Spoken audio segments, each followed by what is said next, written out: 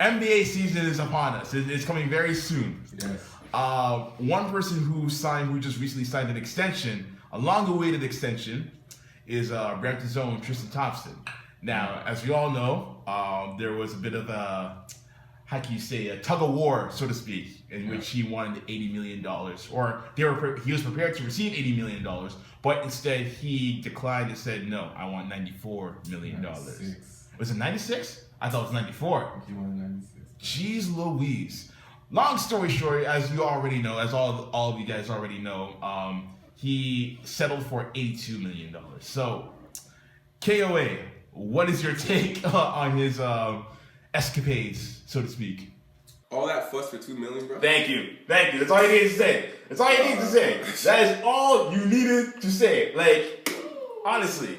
But no, please, go on, though. Go on. This is the thing. Everyone wants to talk about certain things. Like, oh, you're not in a situation, so, you don't know how things, it doesn't matter if you're in a situation or not. This is the way I look at it, okay? So, Tristan Thompson, no disrespect to the guy. I know him personally. Great guy. But when it comes to this situation, yes. All right, you started in Brampton as a regular guy. You got the possibility to play in the NBA, which is great.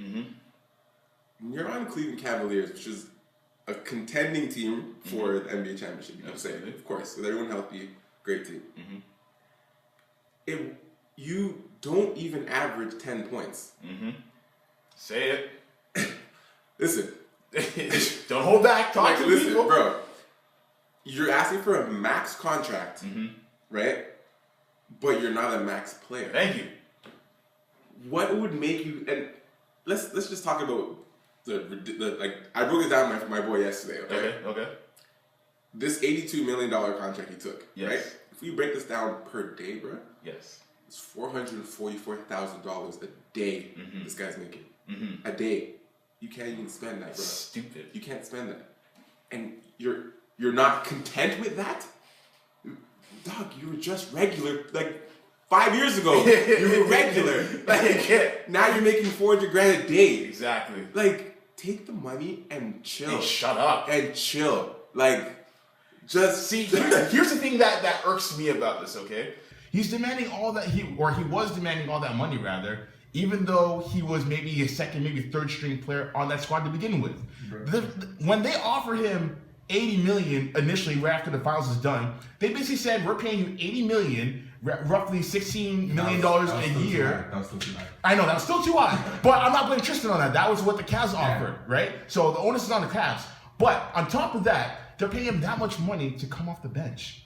You're already dipping into the luxury tax when you're already paying Kevin Love $110 million. LeBron James, God knows how much he's making. Kyrie Irving is still on the books for another 2 or 3 years, rather. And you are about to get $80 million. That is a gift from God, basically, taking the run with it. Now, what I find interesting in this situation is the fact that Jimmy Butler was in the exact same predicament. He was offered an extension. He declined it because he wanted to prove himself.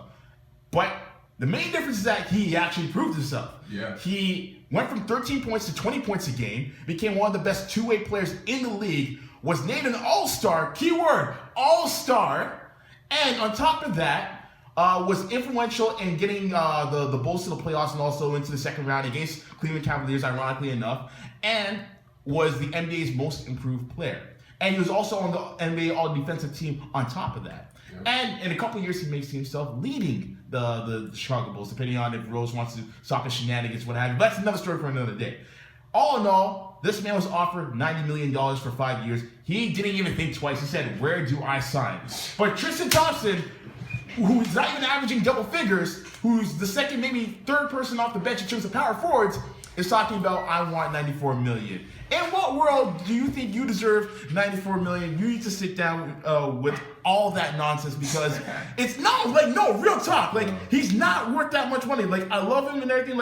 He's doing good things for Canada. I get that. But what made you think that you were worth $94 million? Honestly, my God. I don't understand the stupidity of that. But that leads me to my next question, however. With the new CBA in place, the new collective bargaining agreement, do you feel like there are players, as of right now, since signing their contracts this past summer, who are getting overpaid?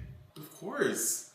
Just name drop me a couple of them, just so I can prove to people at home that I'm not crazy about this. Do you know how much Reggie Jackson got? 80 million. Oh my God. 80 million. He makes as much money as John Wall. Reggie Jackson. This man looks like Just Google him. He looks like a burnt, used version of Russell Westbrook, basically. Reggie Jackson. Not even him. Brandon Knight, 70 million. Brandon Knight. He's been on Shaq and the Fool. The waste man of the league is rich. Loaded. Like, I don't understand. And there are people who I know at home, and I'm not going to mention their names enough because they got to put food on their plates at the end of the day. But people defending the fact that he's getting $70 million. What? And that's Cantor. $70 million as well. For what? I don't like this new CBA. I don't like it because scrubs feel entitled to get this kind of money.